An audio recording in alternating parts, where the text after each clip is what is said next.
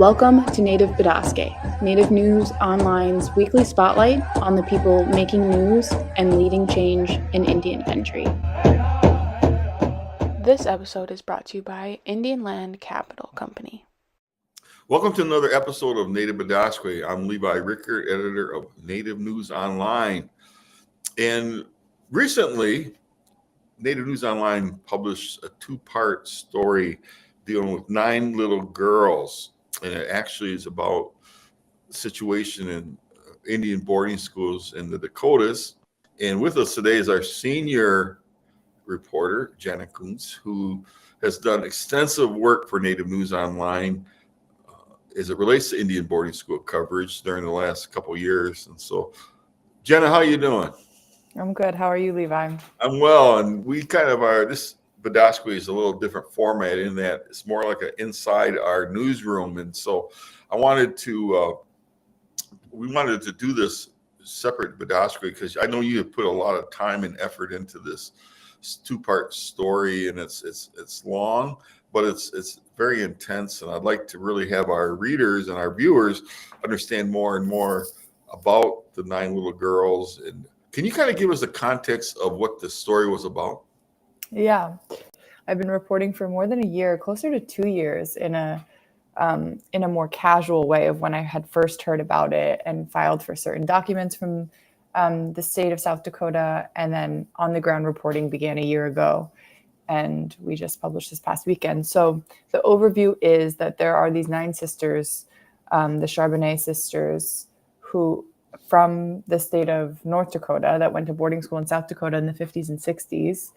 Of the 9 sisters, 6 of them are still living, and 3 had died in the past, like in recent years from 2020 on, of various ailments. 1 had long COVID.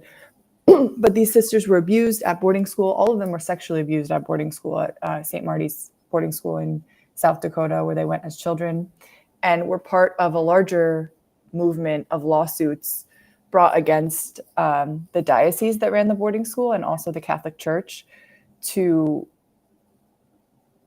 seek justice, to actually just go to court and litigate what had happened to them as children in the 50s and 60s. But the state of South Dakota changed its statute of limitation for child sex abuse survivors in 2010 as a result of this onslaught of more than 20 survivors that were bringing suits against the church. And so as a result of that statute change that limits the age that you can bring, the age that you can bring a lawsuit that had happened for sex abuse in the past, it has blocked these sisters from ever having their day in court. And so as a result, a few of them have died, as I mentioned, and they're, the next generation is hoping to shoulder this fight, but it's proving to be difficult for them. The legislature is a difficult thing to navigate, and on top of layers of grief and trauma that they've experienced as a result of this ugly history. Now this history, as you said, goes back decades, and the fight has been going on. And why do you think the legislature has basically shut down these sisters, and so the story can't go further?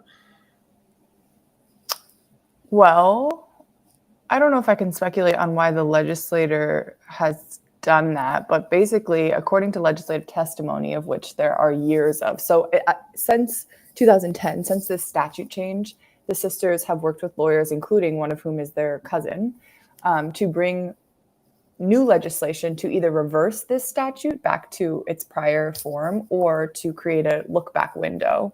So a lot of states have done something similar to this, New York being the most recent, to allow a period of time in which child sex abuse survivors can bring cases that they were formerly blocked from bringing.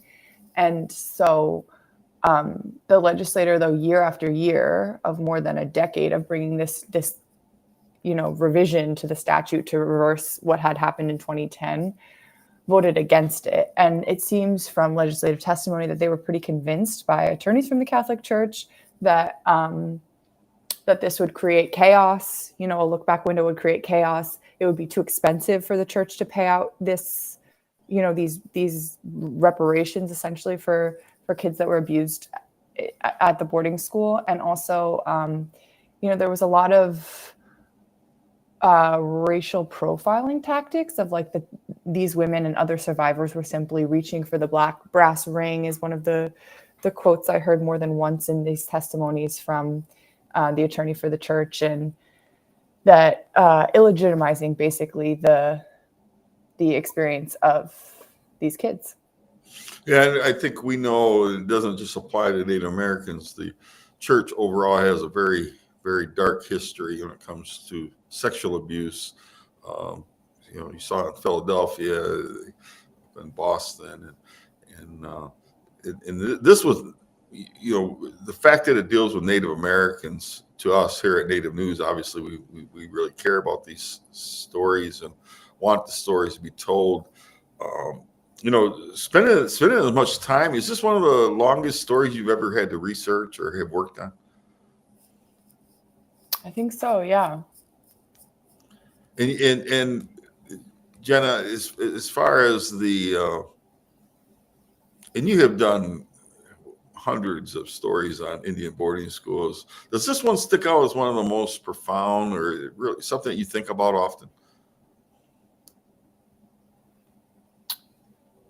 I think this is one of the more consequential ones because this is one of the ones that has such a present day history. So like 2010 is the most recent time this legislation was changed to block boarding school survivors from achieving justice. And, in the past few years is when the last time these women have gone to the legislature to petition for a change in that. So this is something that is extremely current, and it's happening at a legislative level. Like you're hearing testimony from statute of limitation experts and from,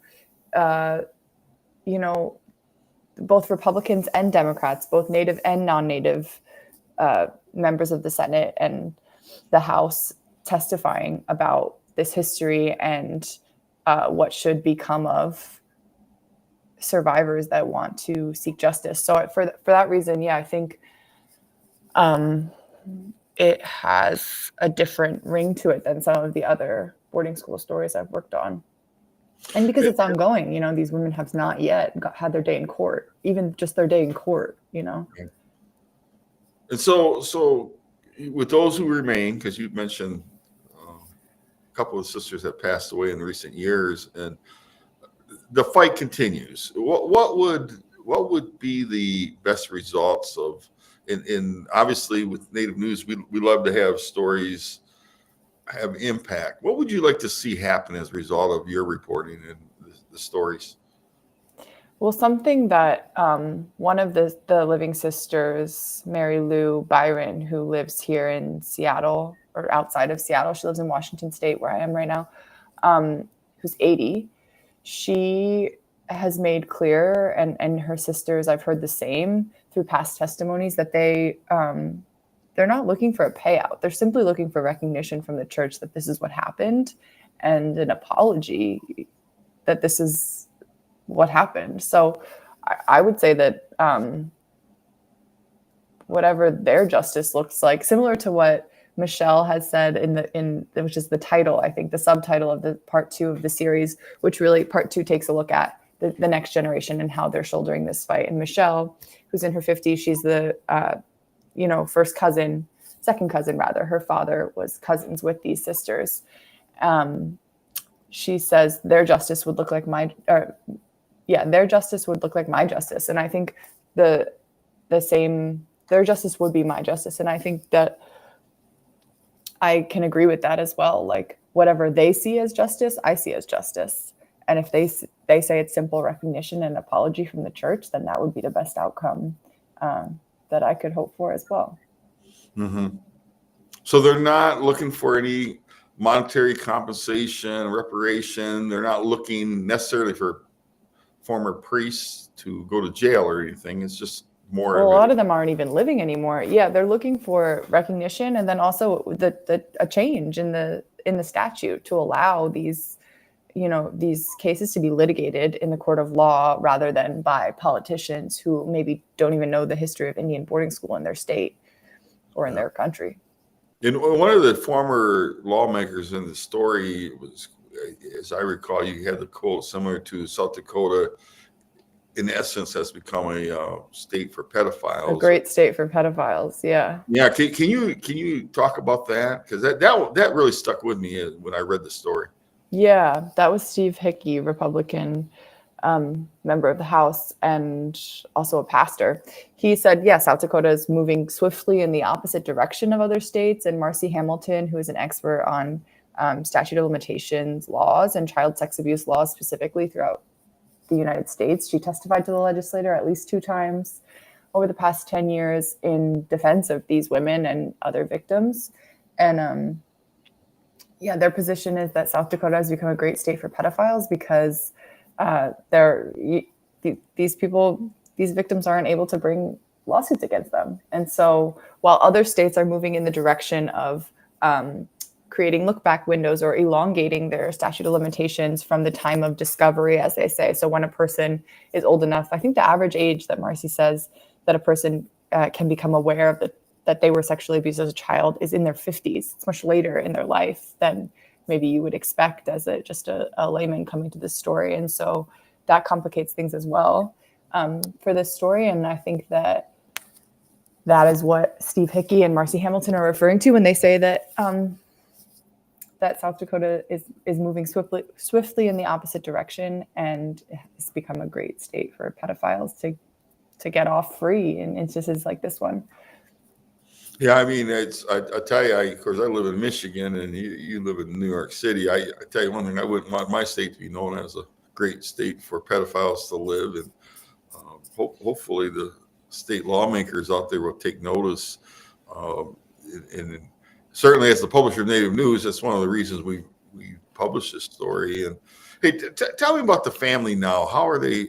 I mean, it's been decades removed from the situation and people do go on, but I guess in my mind, and I guess I know you went to one of the Road to Healing tours and I've been on several, that my sense is that people who experience this type of abuse, whether it's physical, emotional, or sexual, probably have a combination among all these family members, these sisters. How have they survived? And what do they still? Well, they're struggling. I mean, so Barbara Charbonnet-Dallin, who was one of the most active sisters in the movement, who died in the past few years of long COVID, the same week as her husband died, actually. I spent some time with her children in North Dakota last year, and they gave me a clear idea of who their mom was. And she was someone that spent her whole life defying what had been prescribed to her in Indian boarding school as far as abuse and like mental, sexual, and physical. Like she was often told that she was a dumb Indian. So she spent her entire career after graduating or she didn't even graduate. She was sent to a psych ward at the end of her stint at Marty. But then she went back to school later and earned her nursing degree and got advanced education as well. She was one of the first 5 American Indian women in the United States to get an advanced degree in nursing. And then she headed up this retention in nursing program and would travel across the United States to get to reservations to get natives like herself into nursing as well. And so she was really, she wrote her PhD in historical trauma. Like she was a complete fighter in this arena. And died fighting for justice for her and her sister and other victims. And her children say about her that despite the trauma, they knew she had issues their whole lives because she had severe depression and she would have, manic episodes. But she really relied on education and also the pursuit of justice to propel her forward. And it's a similar story with the other sisters and their descendants of this is an experience that happened to them, but and that did define their life in certain and irreversible ways, but it also defined the positive parts of their life, like their pursuit of justice and knowledge. And Well, I'm sitting here as you're talking and can't help but want to call them modern day warriors. I mean, seriously. And as journalists, we've all done stories on children who've been sexually abused, and one of the things a lot of times is that it appears like the justice system wants to discount what was remembered, how it was remembered, and that their minds are fuzzy as they got older, and really discount it amazingly. And sometimes you do hear about sad cases of sexual abuse has just really wreaked so much havoc in adults' life. But so I'm really happy to hear that this one lady in particular, when got those advanced degrees, it just was a true warrior, fighting hard, and that's I appreciate your reporting on that. And what else would you like to say about this stories?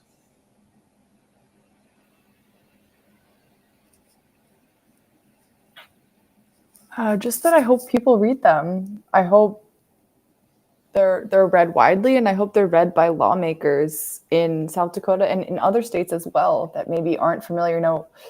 Former Oglala chief or president, I forget the title that he uses, but Kevin,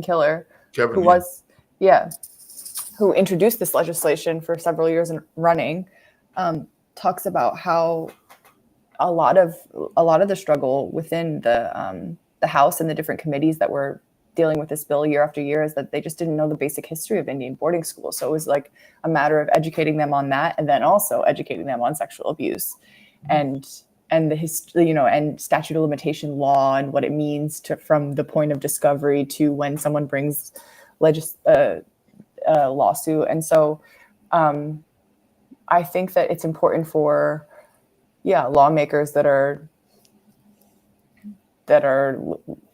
making decisions about whether or not people can or cannot go to court to know the history. Mm-hmm. Yeah, it is incredible. And I know Kevin Killer. He is a former president of Oglala Sioux tribe and former lawmaker. I know he served in the South Dakota Senate for 2 or 3 terms that I know about. And he's a fighter too. And I also in this story, I remember when you first pitched it to our editorial staff, the idea that all these sisters had it inflicted upon them. And it's like, because I've talked to other families where maybe 2 out of 4 were sexually abused, but the idea that all of them had these horrible, horrific things happen to them was just downright incredible. And shame on the Indian boarding school system, shame on the Catholic Church. I mean, so I'm so happy that you did this reporting, and I hope it gets recognition. And I know that some of these stories are hard to read to our viewers. I'm speaking to you, but you owe it to yourselves to read it. And Jenna, tell me this: as a reporter, how hard is it to even report on something like this, so horrific? It's tough. It's also tough because just the scope of time of how long I was reporting on it and how long it was happening for, this legislation being brought forward year after year, dealing with interviewees that are, have sustained such severe trauma that either, I dealt with that with a few of the sisters where they wanted to talk at first, but then they couldn't talk, or were dealing with health issues, still are dealing with health issues, hadn't talked about this since they gave their deposition in 2010. It's a difficult thing to sit with an 80-year-old woman and ask her about the priests and nuns that abused her as a child. It's a difficult thing. And so I would say that the positive side of that, though, is seeing the next generation and spending time with the children of these women and the grandchildren of these women that want to continue to fight, not just for their mothers, but for other victims as well.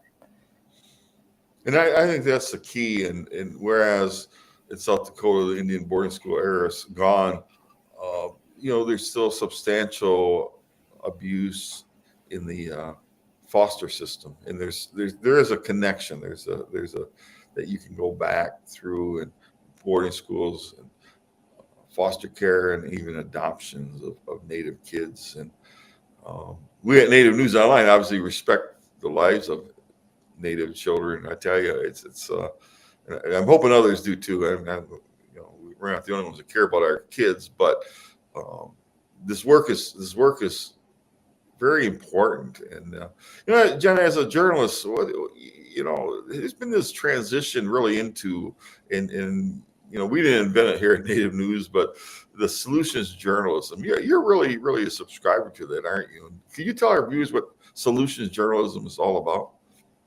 Yeah, I think it's self-titled, right? Like, it is framing the solution of a problem rather than the problem alone. And this came to me, a lot of it came to me through my work in climate change and Arctic communities, and framing how Inupiaq people were adapting to climate change rather than a victim of it, and elevating their voice in the matter rather than framing it from the outside East Coast perspective of like, these communities are dying, they're falling into the sea, they're losing their language, they're losing their culture, their customs, which is not the case. If you go to, specifically, I'm thinking of Utqiagvik, the furthest north you can go, the hub of the Arctic, on the Bering Sea. And I think the same can be applied to other stories I've done of like the Shinnecock Nation cleaning their waterways with kelp farming, rather than talking about how colonization has devastated their traditional lifestyles and food sources. And that's, of course, part of the story, and it's the context of the story, but it's not the lens with which these people that are living the story are looking through. They're looking through, okay, what are we doing about it? And I think as a journalist, it's in my interest to highlight the, okay, what are we doing about it? And I try to do that with this story as well. Yeah, I like that, and certainly we all, our editorial staff here at Native News, subscribe to that and appreciate your intensity of which you approach stories. And it's not about just playing the victimization, and it's easy to say that. And you can arguably, Native Americans have had 500 years of oppression, but boy, what can we do now to, just in our reporting and in our journalism, to help be part of the solution to some of the problems? And keep up the good work, Jenna. And to our viewers, we've been talking about 9 Little Girls, a 2-part series. It's worth the read, and please spread it around. And if you live in South Dakota, let's get this before the state law. This is something that hopefully can be rectified. And Chi Miigwech, thank you, Jenna, very much for coming on today, and keep up the good work you're doing. Thank you. To our viewers, thank you for tuning in to another episode of Native Bidaské. We'll be back next week. In the meantime, take care of your kids, take care of your grandmas, and give them hugs. Chi Miigwech.